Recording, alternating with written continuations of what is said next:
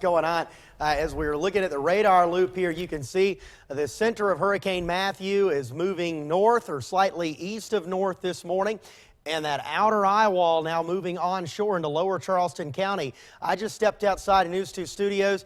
It's not too bad out there right now. The wind's not blowing incredibly hard. We've got some light to moderate rain, but that's about to change as this outer eye wall begins to advance north across the area. Let's show you a little bit of a radar tour here. Very heavy rain along I-95 from St. George down to Walterboro, continuing in Kingstree as well. Flash flood warnings are in place for most of the low country this morning, and you can see that little break I was talking about inside the metro. That is about to end as this very heavy rain begins to shift in from the south around the center of Hurricane Matthew as it lifts to the north. That center still located just to the east of Beaufort, but it is headed north and will be moving toward us here over the next few hours. Between now and sunrise, is the time here that we're going to see the highest wind speeds, the worst conditions as far as the wind is concerned. Now, we've already had some flooding overnight. It has been significant in many areas. As the tide gauge in Charleston Harbor, we use that as a beacon for what it's like, for what flooding is like along our immediate coastline. Whenever that tide gauge reaches 7 feet, we have flooding. We have minor flooding. Once it reaches 8 feet, we have major flooding. We hit 9.29 as a peak this morning, and that actually occurred after high tide, about an hour or so after high tide. So what we're doing now is we're moving toward low tide about 2 hours from now. And what I'll be watching is to see, how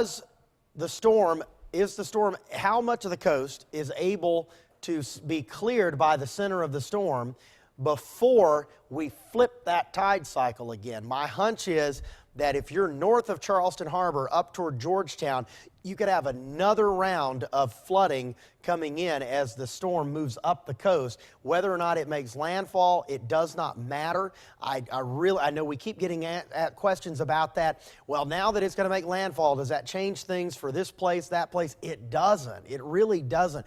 That's what the point we've been trying to make is this is such a large storm with such a large wind field. Whether or not the center point ever crosses the coast really doesn't matter, okay? So just keep that in mind.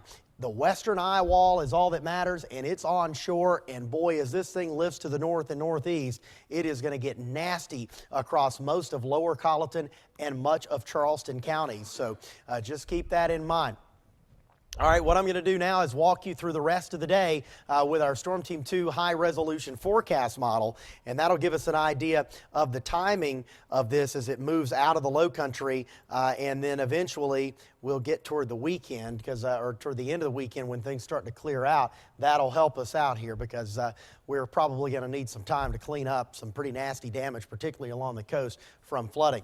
You can see right now very heavy rain across Berkeley County, Dorchester counties, Williamsburg, and Georgetown at 9 a.m. That's ahead of the center of the storm. At 9 o'clock, it looks like the center of Hurricane Matthew will be right on top of or just to the east of the Charleston metro, and that could be far enough south to where when the tide flips at 7:06, we could have another surge of water coming in to parts of Charleston County. Then the storm lifts up to the north. That could bring water onshore across Georgetown and upper Charleston County until mid-afternoon when the wind direction shifts around to the west and pushes that water out. We may actually have blowout tides this afternoon where the wind on the back side of the storm is so strong it picks up the ocean and pushes it well out pushes the shoreline well out there.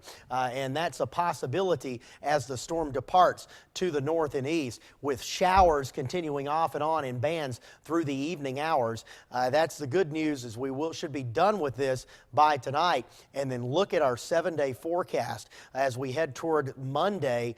Things look so much better. Even tomorrow is going to be a nice day. It's going to be windy still, a little on the windy side with temperatures in the upper 70s tomorrow. But Monday, wall-to-wall sunshine. And look at those overnight lows in the 50s. That is, and I will say, in our silver lining on this, is if your power goes out and we do have widespread tree damage and it takes a day or two to get everybody back online, The air mass behind this is going to be very nice. With temperatures in the mid to upper 70s, the air will be dry. The nights will be in the 50s. You open the windows, let the house breathe, you'll be okay.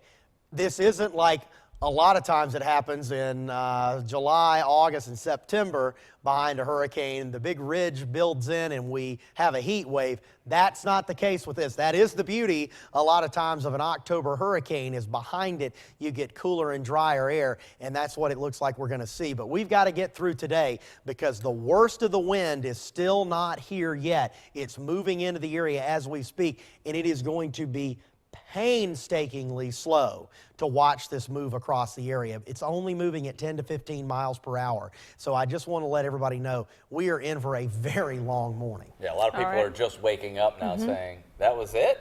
No, it hasn't started. The wind part has not started. That's what it started now on Seabrook, down to Edisto Beach and down into Beaufort County. If you're up in Mount Pleasant, if you're up in Somerville's a little inland, they're not going to get the worst, but ahead of it on the coast, let's say you're in James Island, downtown Charleston, Isle of Palms, Sullivan's Island, Mount Pleasant, Allendale, McClellanville. If you got a friend down on Edisto Beach or somebody you know down there in that part of the county, let them know, and they'll tell you what it's like right now. All right, thank you, Josh. Well, we're going to head to Beaufort County right